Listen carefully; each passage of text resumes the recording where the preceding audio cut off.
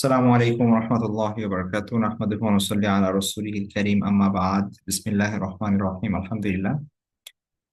আমাদের পর্যায়ন কোর্সের আজ 24তম সেশন এবং আজকে আমাদের টপিক হচ্ছে খাদ্য এবং পানীয় সংক্রান্ত হালাল হারাম এর বিধান। তো এটা খুব ইম্পর্ট্যান্ট একটা বিষয় এবং আলহামদুলিল্লাহ আমরা আহ মুসলিম হিসেবে এই একটা ব্যাপারে মনে হয় আমরা একটু সচেতন, মানে তুলনামূলক অন্য জিনিসগুলো থেকে, মানে স্পেসিফিক খাবার যে জিনিসগুলো আমরা খাই, তো সেই বিষয়গুলোর মধ্যে এরকম পাওয়া যাবে না যারা হচ্ছে ধরেন আহ মানে একজন মুসলিম সমাজে বাস করে এবং তারা দেখা যাচ্ছে যে আহ মানে সিস্টেমেটিক ওয়েতে কোনো হারাম খাবার, যে জিনিসটা হারাম সেটা খাচ্ছে, এটা হয় না নর্মালি। ঠিক আছে, ব্যক্তিগতভাবে কেউ হারামের মধ্যে যুক্ত হতে পারে, সেটা আলাদা ব্যাপার। যেমন ধরেন কেউ মাদকাসক্ত হলো বা হচ্ছে মদ খেলো, সেটা আলাদা ব্যাপার, কিন্তু এটা তো আবার খাবার হিসেবে মানুষ হারামটাকে এমনি গ্রহণ করে না সাধারণত।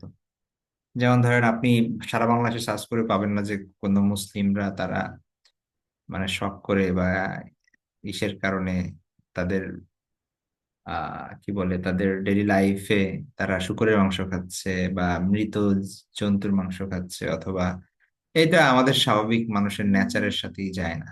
তো এই জায়গাগুলো আমরা, হোক সেটা ধর্মীয় কারণে, হোক সেটা সামাজিক কারণে, হোক সেটা নিজের ব্যক্তিগত রুচি বা অভিপ্রায়ের কারণে, এই জায়গাটা আমার মনে হয় যে মোটামুটি আমরা একটু বেঁচে চলি। ঠিক আছে, যে নামাজও পড়ে না সেও খুঁজে দেখে যে মানে তাকেও যদি বলা হয় যে আপনি এই যে মরা মুরগি এটা খান, সে খাবে না। ঠিক আছে, তো এইটা একটা ভালো দিক। বিশেষ করে আহ, মানে যদি মানে যদি সোসাইটিতে যদি ইসলাম থাকে তাহলে এটা অটোমেটিক চলে। হ্যাঁ, আপনার দোকানে গিয়ে স্বাভাবিকভাবে একটা সমাজের মানুষ যদি মুসলিম হয় তো সেইখানে হারাম মানে হালাল জিনিসই পাওয়া যাবে, এটাই স্বাভাবিক। তো আপনি রেস্টুরেন্ট বলেন, হোটেল বলেন, এই ধরনের সব জায়গায় আপনি নির্দ্বিধায় খেতে পারবেন। তো এটা সমস্যা নেই। স্পেসিফিক যদি আপনার জানা থাকে যে না এরা হারামের সাথে যুক্ত বা এদের হিস্ট্রি আছে, তো সেগুলো অ্যাভয়েড করা যেতে পারে, সেটা আলাদা ব্যাপার। কিন্তু এটা ওয়েস্টার্ন কান্ট্রি গুলো যারা থাকেন বা নন ইসলামিক কান্ট্রিজ যেগুলো আছে যেখানে মুসলিম মেজরিটি না, তো তাদের হয়তো বা অনেক সমস্যা হতে পারে। ওইখানে হালাল রেস্টুরেন্ট খুঁজে পাওয়া, হালাল খাবার বেছে নিয়ে আসা, ওখান থেকে তো যেখান থেকে আপনি ইচ্ছা মাংস কিনতে পারছেন না, যেখান থেকে ইচ্ছা আপনি বাইরে গিয়ে মানে নন ভেজ খেতে পারছেন না। তো এই জন্য এগুলোর অনেক ইস্যু আছে এবং প্রত্যেকটা খাবারের ক্ষেত্রে সেগুলো বাছা কাছার বিষয় আছে। কিন্তু বাংলাদেশে বলি বা হচ্ছে ইসলামিক কান্ট্রি গুলোই বলি, যেখানে সামাজিকভাবে ইসলামকে মূল্যায়ন করা হয়, তো সেই জায়গাগুলো আর এই প্রবলেম নেই। এটা একটা বিষয় আমরা অলরেডি মানে ইনকাম সোর্সের হালালের বিষয়ে বলেছি। আপনি যদি ভাত খাওয়া হালাল কিন্তু সেটা যদি হারাম টাকায় কেনা থাকে তাহলে ওইটা আলাদা হিসাব। ওই জিনিসগুলোর কথা বলছি না, ওইটা তো অলরেডি ওইটার ভিতর আমরা সবাই মানে এমন একটা অবস্থা যে আমরা বাংলাদেশে বা মুসলিম কান্ট্রিতে থেকেও সেখান থেকে আমরা বের হতে পারছি না। সুদ, ঘুষ, নানান ধরনের হারাম উপার্জনের মধ্যে আমরা লিপ্ত। তো সেটা তো আছেই। ঠিক আছে, আর এখানে হচ্ছে স্পেসিফিক যে খাবারটা খাবো সেটার শরীর দৃষ্টিকোণ যে এটা ইটসেলফ, এটা কি হালাল নাকি হারাম, এই বিষয়গুলো আমার মনে হয় যে খুব লম্বা চড়া আলোচনার দরকার নেই। আমরা মোটামুটি আলহামদুলিল্লাহ সচেতন, হ্যাঁ, এই জায়গাগুলো। তারপর আমরা কিছু মৌলিক বিষয় দেখব ইসলামের নির্দেশনাগুলো। তো প্রথমত দেখেন, হারাম বর্জন করা এটা ইমানের অন্যতম একটা শাখা। একজন মুসলিম উম, সে খাবার দেখলেই খেয়ে ফেলবে এরকম না, তার আগে যাচাই করতে হবে। এই যাচাই করাটা এইটাই হচ্ছে ইমানের নিদর্শন যে তার ইমান আছে। ঠিক আছে, সে সে এখানে যেখানে হারামের সংমিশ্রণ থাকার বা হারাম খাবার হারাম হওয়ার প্রবাবিলিটি আছে, পসিবিলিটি আছে, সেই জায়গাগুলো সে নিশ্চিত না হয়ে সে খাবারগুলো গ্রহণ করবে না। এটাই হচ্ছে মূলত তার আহ, এটা ইমানের একটা দাবি।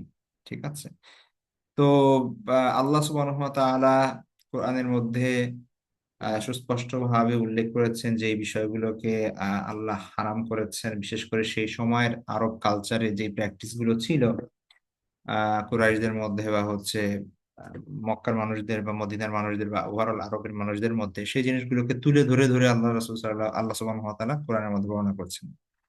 ঠিক আছে। তো এরকম বেশ কিছু আয়াত এখানে উল্লেখ করা আছে। ঠিক আছে। আর হচ্ছে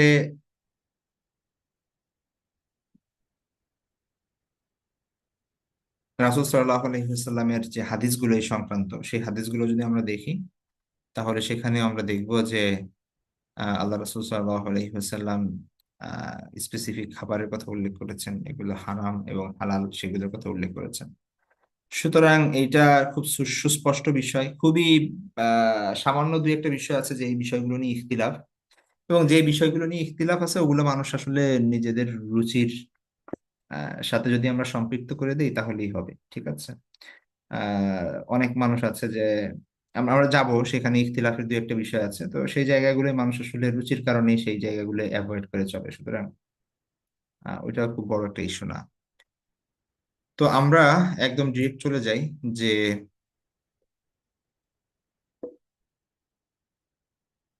আমরা যে যেগুলো হালাল, মানে যে জিনিসগুলো হালাল বা হারাম সেই ওই জায়গায় চলে যাই। ওটার আগে আরেকটা জিনিস, সেটা হচ্ছে দেখুন, কোন জিনিস খেতে পারবো আর কোন জিনিস খেতে পারবো না, এটা এমন একটা বিষয় যেটা ওহির জ্ঞান ছাড়া, এটা যুক্তি দিয়ে আকল দিয়ে এটা ধরা সম্ভব না। ঠিক আছে। তো কোরআনে অনেক বিষয় আছে যেগুলো আল্লাহ ছেড়ে দিয়েছেন, এগুলো আলোচনা করেন নাই, কারণ মানুষের বিবেক বুদ্ধি দিয়ে সেগুলোর হয়তো বা সমাধান করা সম্ভব। আবার কোরআনে যে সকল জিনিস বলে দিয়েছে স্পেসিফিক ভাবে, তার মানে হচ্ছে এগুলো আপনার বুদ্ধি বিবেক দিয়ে আসলে ধরা সম্ভব না। ঠিক আছে। আপনি যদি সার্ভে করেন কোন একটা বিষয় যে পৃথিবীর প্রত্যেকটা খাবার ধরে ধরে মানুষের মানে অভিমত চান যে এটা কি খাওয়া উচিত কি খাওয়া উচিত না, তাহলে দেখবেন যে আহ অনেক হারাম জিনিস যেগুলো স্বাস্থ্যের জন্য ক্ষতিকর সেগুলো মানুষ জায়েজ করে দিবে, আবার অনেক ভালো জিনিস সেগুলোকে নাজায়েজ করে দিবে। ঠিক আছে। তো এটা খাবারের অভ্যাস মানুষের এসেছে তাদের কালচার থেকে। সভ্যতা, বিভিন্ন সভ্যতায় মানুষ যেই জিনিসটা তাদের কাছে অ্যাভেলেবেল ছিল সেই জিনিসগুলোর মাধ্যমে ওই খাবারের অভ্যাস গড়ে ওঠে মানুষ। আমরা বাংলাদেশের মানুষরা যেমন উট খেয়ে অভ্যস্ত না, কারণ আমাদের এখানে এটার অ্যাভেলেবিলিটি নাই। ঠিক আছে। আবার আরবে গেলে সেইখানে আমরা যে রাসূলের সময় দেখি সেখানে খুব গরু পাওয়া যেত এরকম না। ঠিক আছে, খুব রেয়ার ছিল। তো যার কারণে ওইখানে আবার বকরি জবাই করা হয়তো খুব বেশি। ঠিক আছে। উটটা তো বড় এবং এক্সপেন্সিভ, এটা খুব অকেশনাল। তো এই যে যে বিষয়গুলো, এগুলো হচ্ছে মানুষের কোন ধরনের সমুদ্রের পাড়ের মানুষ, তাহলে তারা মাছ খেয়ে অভ্যস্ত থাকবে, নদীর আমরা যেরকম মাছে ভাতে বাঙালি বলা হয় আমাদের। ঠিক আছে। আবার আরবদেরকে কখনো মাছে ভাতে বাঙালি মানে মাছে ভাতে আরব বলা হবে না, কারণ হচ্ছে তাদের তো এখানে নদী নালা খাল বিল এগুলোই নেই। তো এই যে যে বিষয়গুলো, ঠিক আছে, এই জিনিসগুলো মাথায় রাখতে হবে আমাদের। যেমন ধরেন কক্সবাজারের মানুষ, তারা কিন্তু এই যে আমরা যে মিঠা পানির মাছগুলো খাই এগুলো কিন্তু তারা পছন্দ করে না, এগুলোকে তারা খুব মনে করে। মানে অনেক অনেক মানে আমি এরকম ব্যক্তিগতভাবে ফ্যামিলি চিনি যারা হচ্ছে এগুলা মানে মানে কি যেন এটাকে ঘৃণার চোখে দেখে আর কি, বা এটাকে মনে করে এটা এটা খাই কিভাবে। মানে আমরা যে সাধারণত মিঠা পানির মাছগুলো খাই, তাদের কাছে মাছ মানে সামুদ্রিক মাছ। ঠিক আছে। মিঠা পানির মাছ তারা কিনেও না কখন। ঠিক আছে। তো এরকম অনেক পরিবার আছে, কারণ তারা তাদের বসবাস সমুদ্রের পাড়ে। তারা সমুদ্রের মাছগুলোই তাদের কাছে সবসময় অ্যাভেলেবল। তো যার কারণে ওই মিঠা পানির মাছ তাদের খাওয়া হয় না, আর ওইটাকে তারা ওইভাবে ভালো চোখে দেখেও না অনেক। কিন্তু এটা কি কারণে? এটা হচ্ছে ওই ইসের কারণে, তাদের যে তাদের কাছে যে জিনিসগুলো অ্যাভেলেবল আছে। ঠিক আছে। তো তার উপর ভিত্তি করে এই খাদ্যাভ্যাসগুলো গড়ে উঠেছে। তো পৃথিবীর একদম যে প্রান্তেই যান সেখানে দেখবেন মানুষের খাদ্য খাদ্য এবং পানাহারের যে অভ্যাস গড়ে উঠেছে সেটা মূলত তাদের কাছে কোন কোন খাবার অ্যাভেলেবল আছে, কোনটা সহজ, সেই জিনিসগুলো আপনি পাহাড়ের আদিবাসীদের কাছে দেখবেন এক এক জায়গায় একরকম। তো ঠিক আছে। আহ, তো বিভিন্ন জায়গায় দেখবেন এক এক রকম। তো এই জিনিসগুলো হয়তো এক এলাকার মানুষ আর এক এলাকার মানুষের সাথে কোনো আপনার নেই, মিল নাই, এরকমও আছে। ঠিক আছে। তো এখন আধুনিক সময়ে এসে আমরা গ্লোবালাইজেশনের যুগে মিডিয়ার কারণে আমরা এক কালচারের থেকে আরেক কালচার, আমরা সবকিছু জানি যে কোথায় কি হচ্ছে, সেটা আলাদা ব্যাপার। এখন মানুষ তাদের মধ্যকার আহ, এই কালচারের মানে এক্সচেঞ্জ হচ্ছে। ঠিক আছে, যেমন আমাদের বাংলাদেশে এখন আপনি সব জায়গায় এখন পিৎজা পাচ্ছেন, বার্গার পাচ্ছেন, ফাস্ট ফুড পাচ্ছেন, এগুলো কোনো কিছুই তো আমাদের খাবার না, তাই না? এগুলো সেই ইতালি থেকে বা হচ্ছে ইউরোপ থেকে আমদানিকৃত, মানে সেই কালচারের খাবার গুলা এগুলা এখন আমরা এখানেও খাচ্ছি। তো এটা এই কারণেই হয়েছে যে গ্লোবালাইজেশনের কারণে, আদারওয়াইজ আমরা কখনো সেটা চোখে দেখতাম না। কেউ যদি ইউরোপ থেকে আসতো সে হয়তো বা বলতো যে ওইখানে এরকম একটা খাবার পাওয়া যায়। ঠিক আছে, অথবা কেউ বইতে লিখতো যে ইতালিতে এরকম একটা খাবার পাওয়া যায়। তো যাই হোক, এখন এটা কখনোই সম্ভব না যে যে আহ বৈধ জিনিসগুলো আপনার, যে এটা এটা কখনোই সম্ভব না যে সকল মানুষ একমত হবে, আহ বা কি বলে কোনো রিসার্চ করে গবেষণা করে এটা বের করা হবে যে কোনটা খাবেও আর কোনটা খাবো না, কোনটা খাওয়া যাবে খাওয়া যাবে না, কারণ এগুলো অনেক বিষয় আছে, রুচির সাথে সম্পৃক্ত, স্বাস্থ্যের সাথে সম্পৃক্ত। ঠিক আছে, এবং অ্যাভেইলেবিলিটির সাথে সম্পৃক্ত। আর এটাও একটা বিষয় যে এটাও কখনো সম্ভব না যে ইসলাম ধরে ধরে আমাদেরকে বলে দিবে যে এগুলো খাবা, এর বাইরে কোনো কিছু খেতে পারবা না। তো এটাও করা হয় নাই, কারণ এটা যদি করা হতো তাহলে আমি অলরেডি আপনাদেরকে বলেছি যে ইসলাম এটা কনফাইন করে দেয় নাই আমাদেরকে। ঠিক আছে, ইসলাম শুধু বলে দিয়েছে এই জিনিসগুলো খেতে পারবে না, বাকি সবকিছু খেতে পারবো। তো এই খেতে না পারার যে বিষয়গুলো, এগুলো যদি আমরা জানি তাহলে বাকিগুলো আমাদের কাছে সহজ হয়ে যাবে। তার মানে এর বাকি যা আছে বাইরে সবকিছু আমরা খেতে পারবো। তো আমরা ডিরেক্ট চলে যাই কোন কোন খাবার হারাম। আচ্ছা,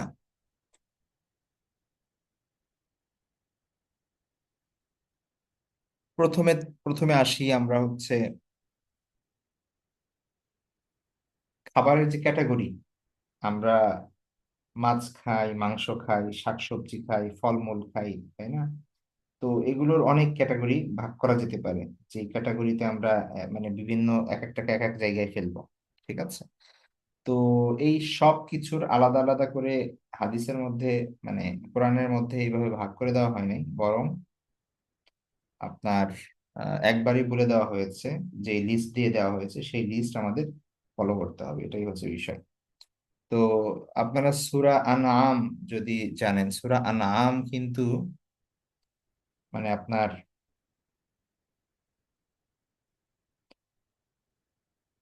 আনআমের শাব্দিক অর্থই কিন্তু ক্যাটল। ঠিক আছে, শাব্দিক অর্থই হচ্ছে ক্যাটল, মানে হচ্ছে আপনার আহ মানে এই যে চতুষ্পদ জন্তু, যে জিনিসগুলো মানুষ ভক্ষণ করে সেটা। ঠিক আছে।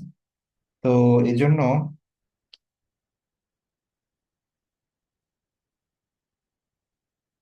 এজন্য আপনার এই সূরার মধ্যে অনেক খাবার সংক্রান্ত বিষয় আল্লাহ সুবহানাহু ওয়া তাআলা বর্ণনা করেছেন। তো এখানে একটা আয়াত আপনারা দেখতে পাচ্ছেন, অর্থ দেওয়া আছে, যে আল্লাহ সুবহানাহু ওয়া তাআলা বলছেন, আপনি বলে দিন, যা কিছু বিধান ওহীর মাধ্যমে আমার কাছে পৌঁছেছে, আহারকারী যা আহার করে তাতে তার জন্য আমি কোনো হারাম খাবার পাই না, কিন্তু মৃত অথবা প্রবাহিত রক্ত অথবা শূকরের মাংস এটা অপবিত্র, অবৈধ। এখানে সম্ভবত আয়াত নাম্বারটা ভুল দেয়া আছে কিনা আমি একটু চেক করবো, আমার সন্দেহ হচ্ছে।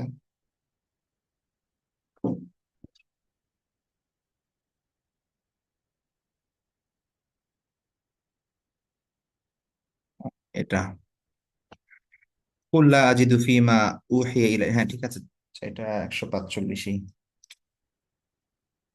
আচ্ছা, দেখেন খাবার সংক্রান্ত যে আয়াতগুলো এসেছে, আমরা যদি সেগুলো একটু লক্ষ্য করি, সেখানে দেখেন এই আয়াতের মধ্যে প্রথমে আল্লাহ সুবহানাহু ওয়া তাআলা বলছেন যে হুরিমাত আলাইকুমুল মাইতাতু ওয়াদ দামু ওয়া লাহমুল খিনজির।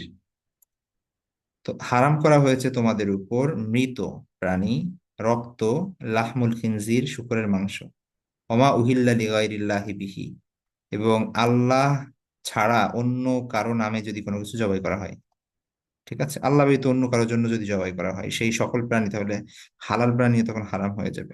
আর তারপরে কিছু শব্দ ব্যবহার করা হয়েছে যেগুলো সেই সময়ের, যেটা এখনো প্রযোজ্য, যেগুলো জবাই ছাড়া অন্য কোনো ওয়েতে মারা যায় আর কি। ঠিক আছে, যেমন মুনখানিকার অর্থ হচ্ছে গলায় ফাঁস লেগে যেই পশু মারা যায়। মাউকুদা মানে হচ্ছে আঘাত লেগে বা উপর থেকে পড়ে যদি কোনো পশু মারা যায়। মুতারদ্দিয়া মানে হচ্ছে দুই পশুতে শিঙে শিঙে গুতাগুতি করতে গিয়ে যদি একটা মারা যায়। ঠিক আছে। তো তারপরে আর নাতিহা মানে হচ্ছে ধরেন হিংস্র প্রাণী তাকে আঘাত করে ছিন্ন ভিন্ন করে দিয়েছে। যেমন ধরেন একটা হরিণকে একটা বাঘে মেরে ফেলেছে, ছিন্ন ভিন্ন করে দিয়েছে, এখন ওই হরিণ কি খাওয়া যাবে কিনা? ওটা খাওয়া যাবে না। তো এই অংশগুলো আল্লাহ সুবহানাহু ওয়া তাআলা সুস্পষ্ট করে বর্ণনা করেছেন। অর্থাৎ অর্থাৎ কি বলে, যে যে বিষয়গুলোকে আল্লাহ সুবহানাহু ওয়া তাআলা মানে এক কথায় যে বিষয়গুলো আল্লাহর নামে জবাই করা হয় না, ঠিক আছে, জবাই ছাড়া যেগুলো মারা যায়, অথবা হচ্ছে আহ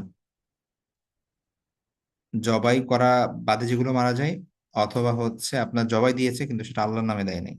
তো ঠিক আছে, এই জিনিসগুলো খাওয়া যাবে না। অর্থাৎ আল্লাহ হয়তো অন্য কারো নামে জবাই হয়েছে। আর যদি এমন হয় যে ভুল করে আল্লাহর নাম মনে নেই, মানে সে একজন মুসলিম এবং জবাই দিয়েছে, সে সাধারণত আল্লাহর নামেই দেয়, কিন্তু ভুল ক্রমে সেই সময় হঠাৎ করে আল্লাহর নামটা মানে নিতে মনে নাই, তো এই ক্ষেত্রেও সেটাও বৈধ হিসেবে স্কলাররা ঘোষণা করেছেন। আচ্ছা, সেগুলো গেল। আমরা আচ্ছা, এক নম্বরে আসি। প্রথমে পশু পাখির ক্ষেত্রে, পশু পাখির মধ্যে কোন জিনিস আমরা খেতে পারবো, কোন জিনিসগুলো খেতে পারবো না। এখানে রুল কোন ধরে ধরে বলা হচ্ছে না যে আপনি গরু খেতে পারবেন, ছাগল খেতে পারবেন, এরকম না। এখানে জাস্ট কিছু মূলনীতি দেওয়া হচ্ছে, সেই মূলনীতিগুলো যদি আমরা মনে রাখি তাহলে এই ব্যাপারটা আমাদের জন্য খুব সহজ হবে। হারাম প্রাণীর কিছু চিহ্ন, আলামত আছে। ঠিক আছে, তো এই আলামত গুলো আমাদের জন্য জানা জরুরি। আলামত গুলো আমি এখানে দিয়ে দিচ্ছি, দেখেন। এক নাম্বার হচ্ছে হিংস্র জন্তু, দাঁত বিশিষ্ট হিংস্র জন্তু। ঠিক আছে, বাঘ, সিংহ, চিতাবাঘ, নেকড়ে বাঘ, তারপরে হাতি, কুকুর, শিয়াল, শূকর, বিড়াল, এগুলোর দাঁতগুলো হচ্ছে লম্বা লম্বা হয়। দাঁত দুই ধরনের দাঁত হয়। একটা হচ্ছে সমান, মানে আমাদের সাধারণত সব দাঁতই সমান, কিন্তু চার পাশে চারটা, উপরে দুইটা দুই পাশে, আর নিচে দুইটা দুই পাশে দেখবেন যে এরকম একটু আপনার মানে কি বলে ছোচালো। ঠিক আছে, এই যে এই ধরনের দাঁত কিন্তু সিংহ, বাঘ, যারা হচ্ছে মাংসাশী প্রাণী, হ্যাঁ, তাদের কিন্তু এই ধরনের দাঁত হয়, হিংস্র দাঁত। আর এমনি ছাগল, গরু, মহিষ, তারপরে হচ্ছে এই ধরনের যারা হচ্ছে তৃণভোজী প্রাণী, ওদের দাঁত দেখবেন আবার সমান হয়, ওটা চোচালো হয় না। তো এই যে হিংস্র দাঁত বিশিষ্ট যে এই জন্তুগুলো, এগুলো খাওয়া যাবে না, এগুলো সব হারাম এক ইসে। এটা এটা আলাদা করে বলা লাগবে না যে বাঘ, সিংহ, নেকড়ে বাঘ, ঠিক আছে, আল্লাহ তো বাঘের কথা বলে নাই কোরআনে, এরকম না। তো সই হাদিসের মধ্যে আছে, আল্লাহ রাসূল সাল্লাল্লাহু আলাইহি ওয়াসাল্লাম বলেছেন যে, রাসূল সাল্লাল্লাহু আলাইহি ওয়াসাল্লাম বলেছেন যে প্রত্যেক হিংস্র জন্তু ও নখ দিয়ে শিকার করা প্রাণী, সেগুলো যেগুলো হিংস্র থাবা দিয়ে শিকার করে, ঠিক আছে, এমন পাখি খাওয়া নিষেধ। যেমন ধরেন ঈগল অথবা বাজ পাখি, যেগুলো শিকার করে হিংস্র আপনার ইয়া দিয়ে, থাবা দিয়ে। ঠিক আছে, তো এই এই দুইটা জিনিস হচ্ছে মূলনীতি। পশুর ক্ষেত্রে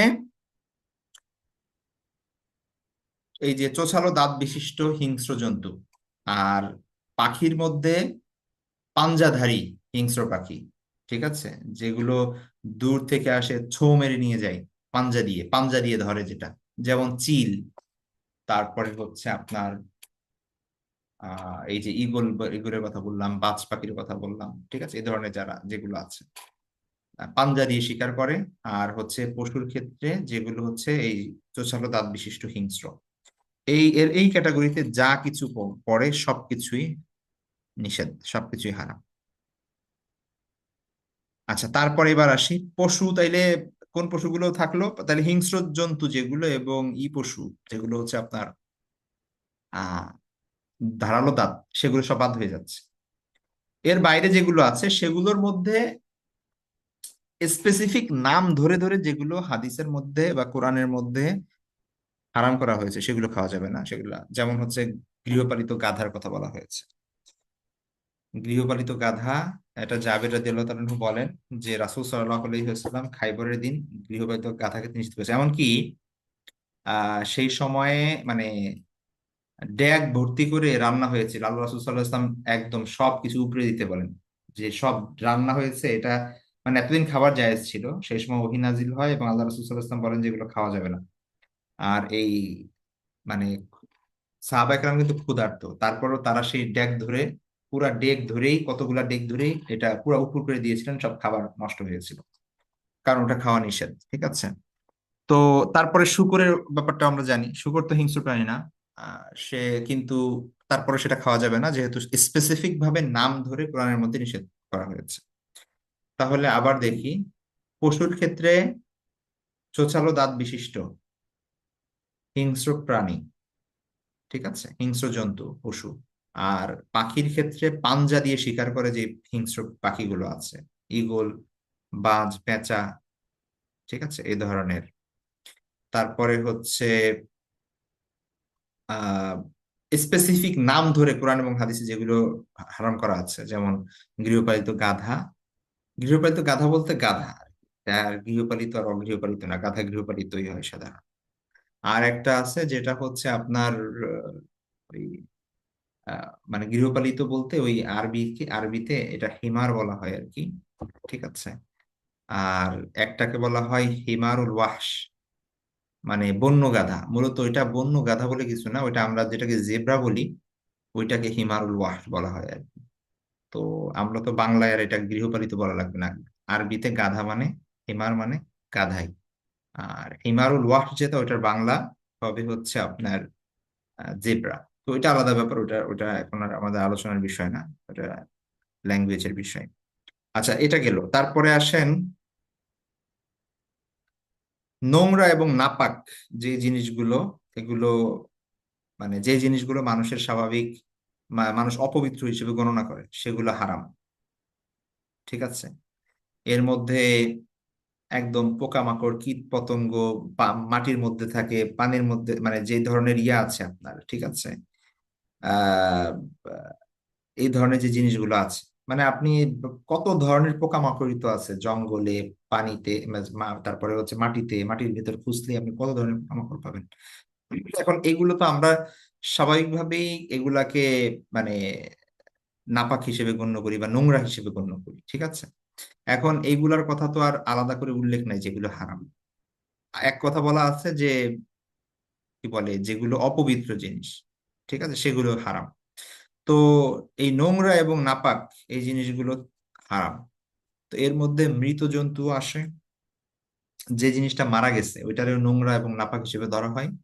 আর রক্ত, রক্ত খাওয়া যাবে না, মানে প্রবহমান যে রক্ত, ঠিক আছে, প্রবাহিত যে রক্ত, অর্থাৎ একটা জিনিস, একটা একটা মুরগি জবাই দিলেন, তার থেকে যে রক্তটা বের হলো, বা একটা পশু জবাই দিলেন সেখান থেকে বের হলো, বা একটা পশু আঘাত লাগছে সেখান থেকে যে রক্ত বের হয়েছে। তো রক্ত, কীট পতঙ্গ, পোকামাকড়, মৃত জন্তু, এগুলোকে মানুষ নোংরা এবং নাপাক হিসেবে ধরে, এই জিনিসগুলো হারাম। আচ্ছা, আর একটা জিনিস, সেটা হচ্ছে যে ধরনের খাবার কোনো ধরনের উপকার নেই, এটা শারীরিক এবং মানসিক কোনো ধরনের উপকার দেয় না, বরং শরীয়তে তার তার শারীরিক ক্ষতি ক্ষতি করে, এই জিনিসগুলো হারাম। ঠিক আছে। যেমন হচ্ছে আপনার বিষ, মদ, তারপরে হচ্ছে মাদক দ্রব্য, ঠিক আছে, অন্যান্য নেশা জাতীয় দ্রব্য, এই ধরনের যা কিছু আছে। যেসব প্রাণী হত্যা করতে শরীয়ত নির্দেশ দিয়েছে, অথবা যেসব প্রাণী হত্যা করতে নিষেধ করেছে, এই দুই ধরনের জিনিসই খাওয়া যাবে না। ঠিক আছে। শরীয়তে কিছু জিনিসের বিভিন্ন হাদিসে আছে যে সাপ দেখলে মারতে হবে, তারপরে হচ্ছে কাকের কথা বলা হয়েছিল, ঠিক আছে, তারপরে হচ্ছে আহ টিকটিকি, বিচ্ছু, এই ধরনের অনেক বিষয় আছে যেগুলোকে বলা হয়েছে যেগুলো হত্যা করতে হবে। আবার কিছু হাদিসে আসছে যেগুলো হচ্ছে আপনার মারা যাবে না, যেমন দোয়েল পাখি, হুদহুদ, তারপরে হচ্ছে ব্যাং, পিঁপড়া, মৌমাছি, ঠিক আছে। তো এইগুলা যেই প্রাণীকে শরীয়তে নির্দেশ দিয়েছে হত্যা করার জন্য অথবা নিষেধ করেছে হত্যা করতে, এই দুই শ্রেণীর মধ্যে যেগুলো পড়ে, এগুলোর কোনো কিছুই খাওয়া যাবে না।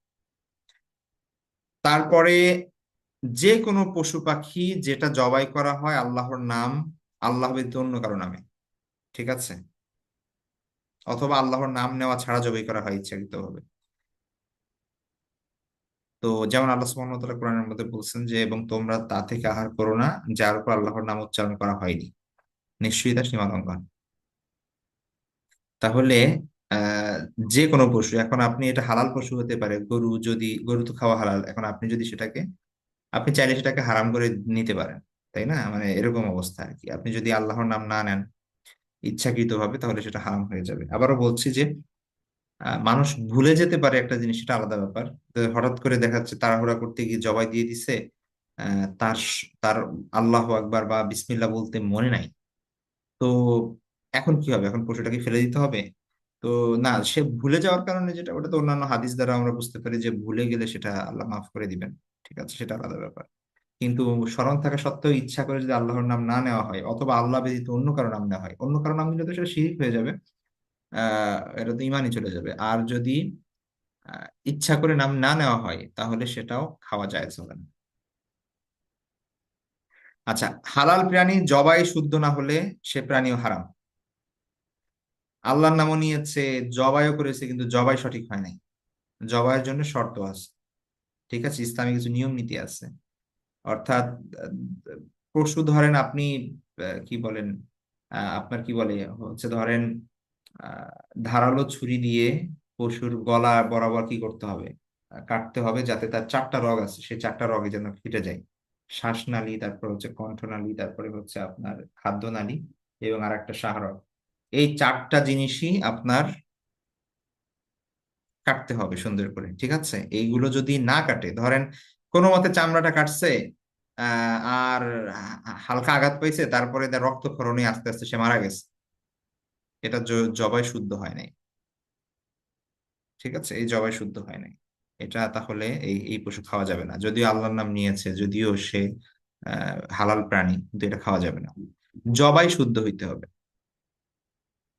ঠিক আছে, অনেকে কুরবানির সময় দেখা যাচ্ছে যে নিজেরা জবাই দিতে চান, এটা ভালো, নিজের পশু নিজে জবাই দিতে হবে, কিন্তু এটা আগে শিখতে হবে জবাই কিভাবে দিতে হয়, বা হচ্ছে এই বিষয়গুলো। অনেক সময় আপনি জবাই দিতে গেলে দেখা যাচ্ছে যে নিয়ম কানুন না বুঝলে তখন দেখা যাচ্ছে যদি জবাইটাই না হয়, তাহলে তার একটা প্রবলেম। ঠিক আছে, এই জন্য যদি এক্সপিরিয়েন্স থাকে তাহলে দেওয়া, আদারওয়াইজ না দেওয়া। এরকম আমরা অনেক বিষয় সামনে হয় যে দেখা যাচ্ছে যে অভিভাবক নিজে বলতেছে কোরবানির সময় যে আমারটা আমি দিব, আচ্ছা দিতে গিয়েছে, তখন দেখা যাচ্ছে যে অর্ধেক দিয়ে কোনো মতে ছুরিটা চালায়, উনি পিছনে সরে গেছে। তারপরে দেখা যাচ্ছে যে ওই কসাইরা ওরা ছোট ছুরি দিয়ে এরকম গুতাইতেছে, ওরা কি করতেছে আল্লাহ ভালো জানে। তো এরকম অনেক বিষয় হয়। আবার আরেকটা জিনিস বলে রাখি, সেটা হচ্ছে অনেক সময় কুরবানির সময় আপনারা দেখবেন যে জবাই দেওয়া হয়েছে, ঠিক আছে, কিন্তু গরু এখনো মারা যায়নি বা পশু এখনো মারা যায় নাই, সে এখনো ছটফট করতেছে, পা ছুটছে, সেই সময় কিন্তু ওই কসাইরা তার চামড়া ছোড়া শুরু করে, তাদের অনেক ব্যস্ততা থাকে, তারা একটা গরু শেষ করে আরেকটা জায়গায় তাদের অ্যাপয়েন্টমেন্ট আছে। এই কারণে তারা কি করে, ওই পা থেকে চামড়া ছিলানো শুরু করে দেয়। গরুর জান কিন্তু এখনো যায় নাই। তো এর দ্বারা হয় কি, এখন এই যে যে পরে যে কষ্টগুলো পাচ্ছে গরু, ওই কারণে যদি তার মৃত্যু হয়, এটাও তো মৃত্যুর একটা কারণ হবে, তখন কিন্তু এই যে অসম্পূর্ণ থেকে যাবে। তার তার মৃত্যুটা পুরোপুরি হতে হবে তার জবাইয়ের কারণে, ঠিক আছে, অন্য কোনো এতে না। তো এই জন্য এই বিষয়গুলো খুব ইম্পর্টেন্ট। এই জন্য আল্লাহ সুবহানাহু ওয়া তাআলা, ওই যে আমরা একটু আগে কোরআনের আয়াত দেখলাম, সেখানে অন্য কোনো ওয়েতে মারা গেলে সেটা যে জায়েজ হবে না, সেটা সুস্পষ্ট ভাবে বলে দিয়েছেন, যে উপর থেকে পড়ে যদি গরু ধরেন মারা গেছে, অথবা দুইটা গরুতে মারামারি লেগে একটা মারা গিয়েছে, অথবা কোনো পশু আঘাতের কারণে মারা গিয়েছে, ঠিক আছে, তো এইগুলোর কোনো কারণেই আপনার এটা খাওয়া যাবে না। অন্য কোনো, অর্থাৎ আপনি যে জবাই দিচ্ছেন, এই জবাইয়ের ফলে তার মৃত্যু হতে হবে। এটা খুব ইম্পর্টেন্ট একটা বিষয়, ঠিক আছে।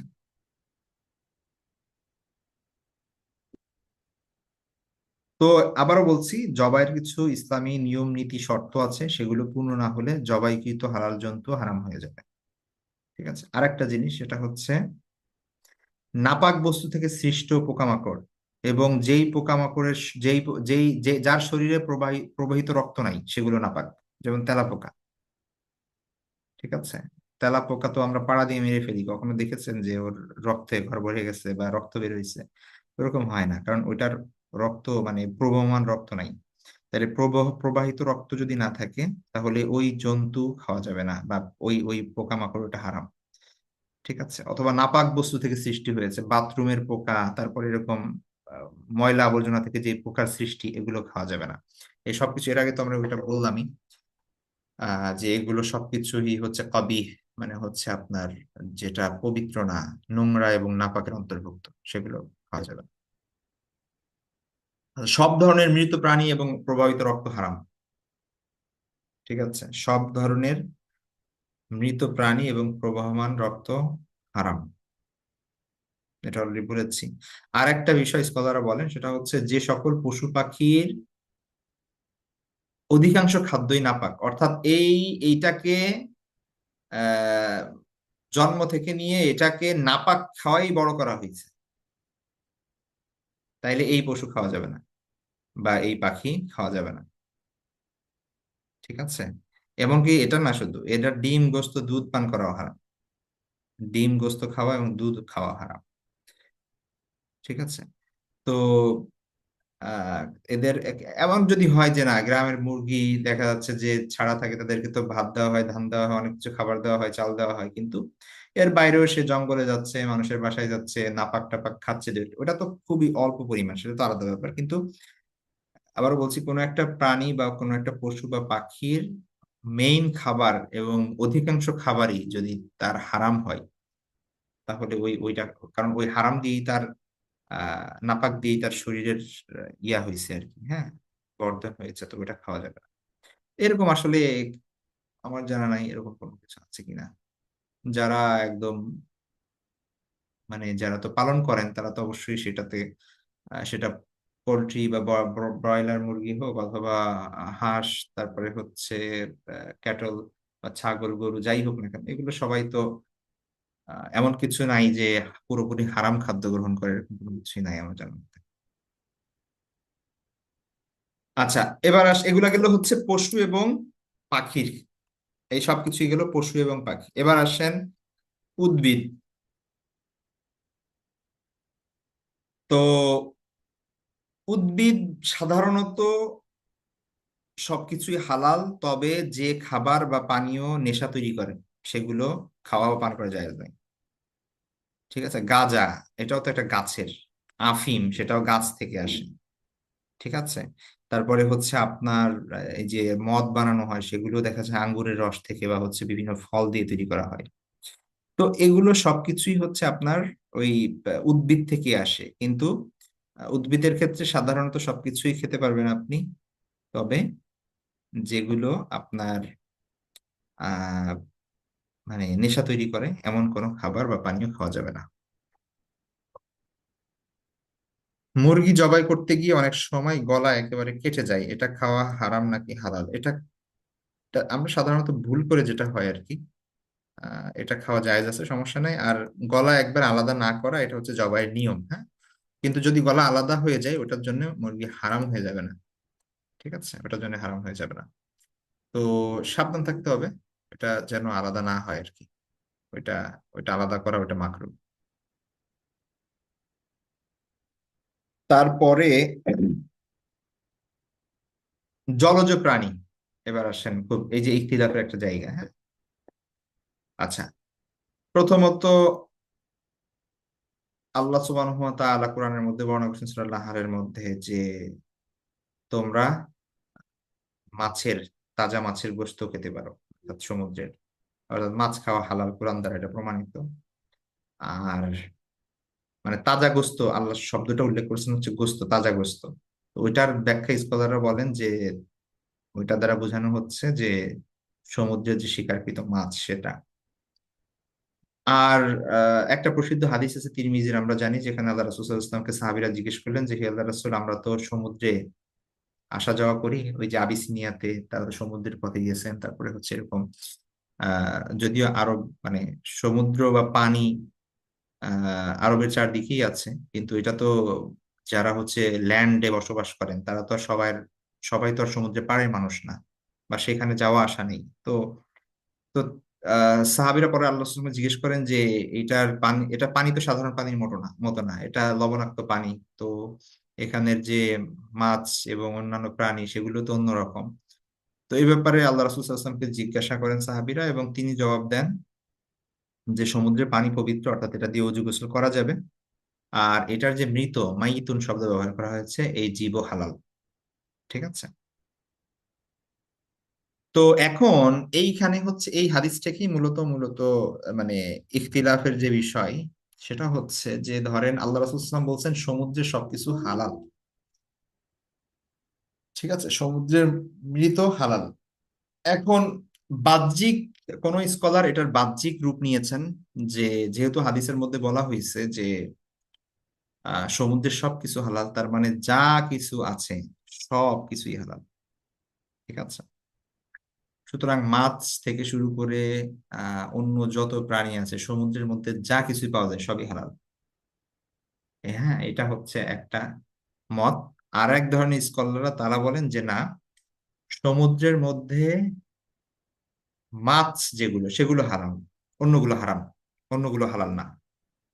ঠিক আছে, এখন তাদের ব্যাখ্যা কি, এই হাদিসের ব্যাখ্যা তারা কি বলেন, তারা বলেন যে এই হাদিসের উদ্দেশ্য মূলত এটা না যে আল্লাহ রাসূল সাল্লাল্লাহু আলাইহি ওয়াসাল্লাম সবকিছু, যেমন ধরেন মানে তারা বলতেছে যে ব্যাপার ধরেন আপনার কি বলে ফ্রিজের মধ্যে আপনি খাবার রেখেছেন।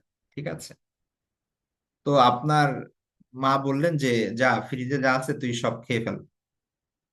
এখন ফ্রিজের মধ্যে যা আছে এটা সব খেয়ে ফেল, মানে এর দ্বারা উদ্দেশ্য হচ্ছে খাবার জাতীয় যে জিনিস আছে বা যেই খাবার স্পেসিফিক ভাবে উনি বলতেছেন সেটার কথা। ঠিক আছে, and এর মানে এই না যে ফ্রিজের মধ্যে আপনার যে কৌটা আছে, তারপরে হচ্ছে যে অন্যান্য জিনিসপত্র যেগুলো খাবার না সেগুলো খেয়ে ফেলে, এটা বলেন নাই। মানে ওই এটা এটা বলা লাগে না যে ফ্রিজের মধ্যে যে খাবার আছে ওইটা খা। এটা এটা যদি বলেন যে ফ্রিজের মধ্যে যা আছে তাই খা, তার মানে বোঝাচ্ছে ফ্রিজের মধ্যে যে খাবার আছে সেটা খা। মানে এখানে খাবার বোঝাচ্ছে, ফ্রিজের সবকিছু বোঝাচ্ছে না, ওই জিনিসপত্র বোঝাচ্ছে না অন্যান্য। ঠিক আছে, অথবা ধরেন আপনাকে বলা হলো যে ধরেন দুইটা গাছ, ঠিক আছে, দুইটা আম গাছ ধরেন, ছোট ছোট দুইটা আম গাছ। এখন কেউ অনেক ছোট গাছে আম ধরে না। এখন আমি বললাম যে আমি কি বলে আপনাকে বলা হলো যে তুমি এই গাছটা খাও আর তুমি এই গাছটা খাও। এর মানে হচ্ছে তুমি এই গাছের আমগুলো খাও, তুমি এই গাছের আমগুলো খাও। এর দ্বারা বোঝানো হয় না যে ওইখানে গাছ ধরে আপনি খেয়ে ফেলবেন বা গাছের পাতা ধরে খেয়ে ফেলবেন, যেহেতু আপনি বলছেন যে গাছ খাও।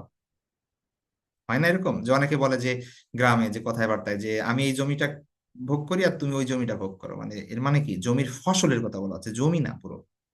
আর জমির মধ্যে যা কিছু আছে খড়কুটা এগুলোর কথা বলা হচ্ছে না, মাটির কথা বলা হচ্ছে না, বরং বলা হচ্ছে জমির মধ্যে যে ফসল। এটা বলা লাগে না, এটা অটোমেটিক সবাই বুঝবে, এই কারণে আর বলতে হয় না এটা। ঠিক আছে, তো সমুদ্রের বিষয়টা এরকম, আল্লাহ রাসূল সাল্লাল্লাহু আলাইহি ওয়াসাল্লাম বলছেন যে সমুদ্রের ওইখানে যা আছে তাই হালাল। এর মানে তিনি যে খাবারগুলো মানে যেগুলো সমুদ্রের খাবারের কথা বলছেন, যেগুলো মূলত মাছ সেগুলো।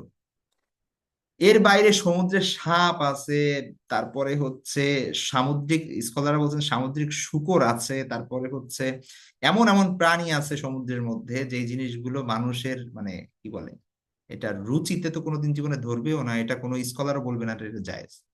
ঠিক আছে, তো এই সব কিছুই জায়েজ হয়ে যাবে এই হাদিস দ্বারা, এটা সম্ভব না। আল্লাহ রাসূল সাল্লাল্লাহু আলাইহি ওয়াসাল্লাম এইটা উদ্দেশ্য নেন না এখানে।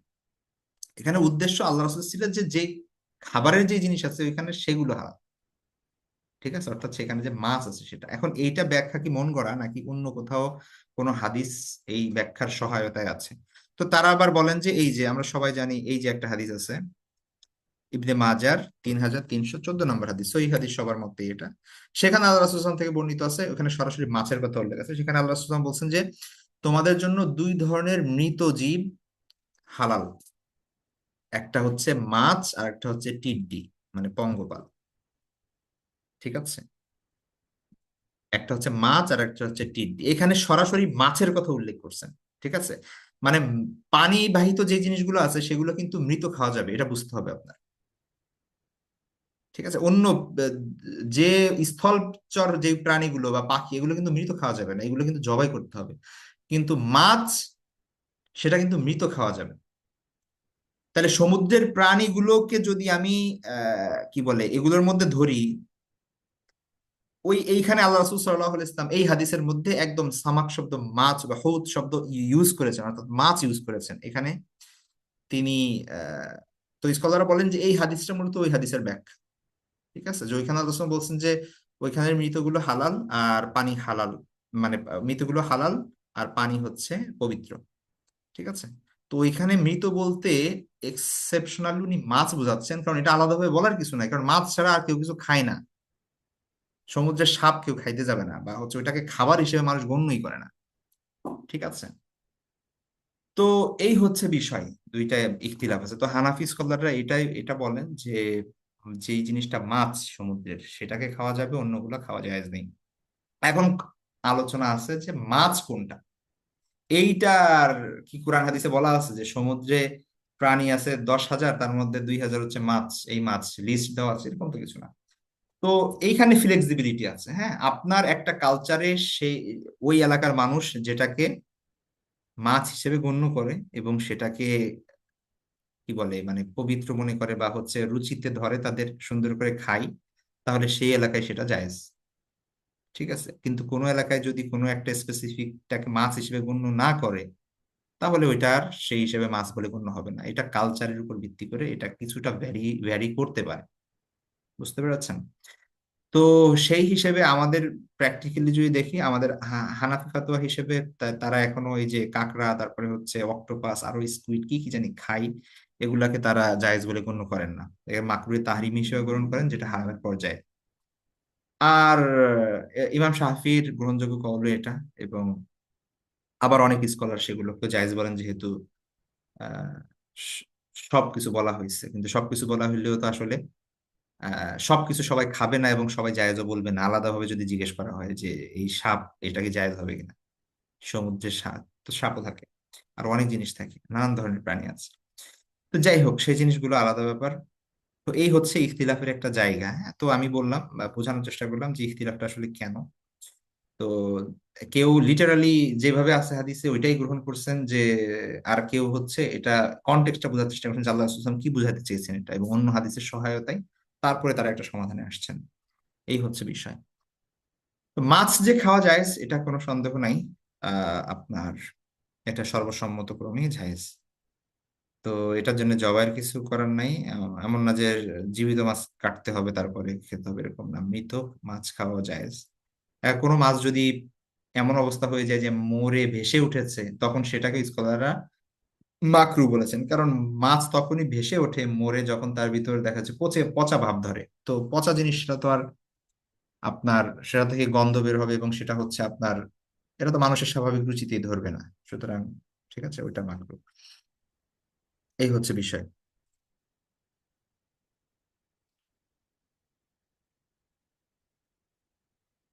আচ্ছা, মৃত জন্তুর চামড়া, অস্থি মানে হাড়, পশম ইত্যাদির ব্যবহার, এগুলো এগুলোর যেই বিষয়গুলো, যে কোনো মৃত জন্তু ধরেন মারা গেছে, এখন চাইলে এটা এটা তো খাওয়া যাবে না, কিন্তু আপনি চাইলে এটা চামড়াটাকে আলাদা করে সেটাকে প্রসেস করে সেটাকে ইউজ করতে পারবেন, ওটা জায়েজ। এমন না যে চামড়া জায়েজ হওয়ার জন্যে পশুটাকে জবাই দেওয়া জরুরি না, ভালো করে মনে রাখবেন। ঠিক আছে।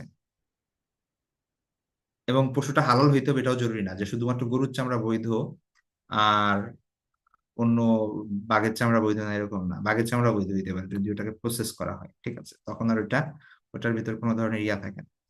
তো আমরা যেরকম এখন কুমিরের চামড়ার জুতা পাওয়া যায়, তারপরে হচ্ছে ব্যাগ পাওয়া যায়, আর অনেক দামি দামি জিনিস পাওয়া যায় বিভিন্ন চামড়ার।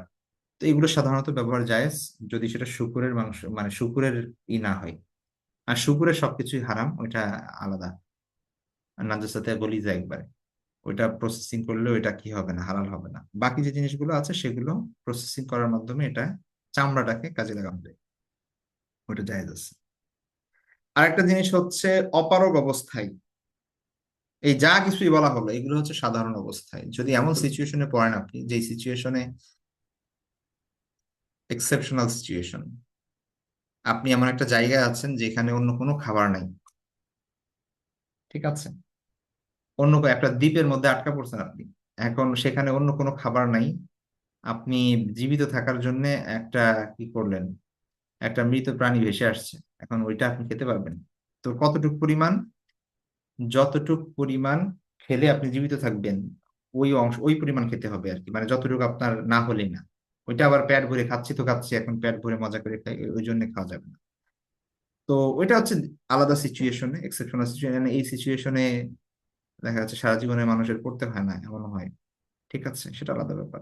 অথবা যদি এমন হয় যে চিকিৎসার প্রয়োজনে ডাক্তার বলছেন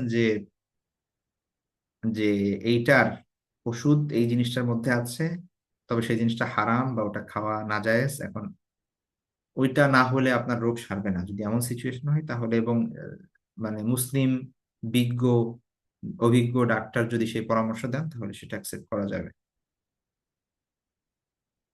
এই হচ্ছে বিষয়।